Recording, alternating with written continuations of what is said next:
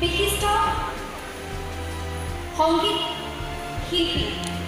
হেমন্তিক সাংবাদিকে সুন্দৰভাৱে উপস্থাপন কৰে গতিকে এই ৰদাৰী সামাজিক সাংস্কৃতিক গোষ্ঠীয়ে এই সাংস্কৃতিক সাংবাদিকতাৰ বঁটা আগবঢ়াইছে ভূষণ পাঠকক ভূষণ পাঠক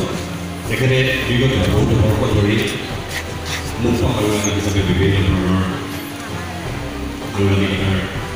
অনুষ্ঠান আগবঢ়াইছে বিভিন্ন অসমৰ চুটিগৰাকী সংবাদ আছে সাংস্কৃতিক সংবাদ আগবঢ়াইছে আমি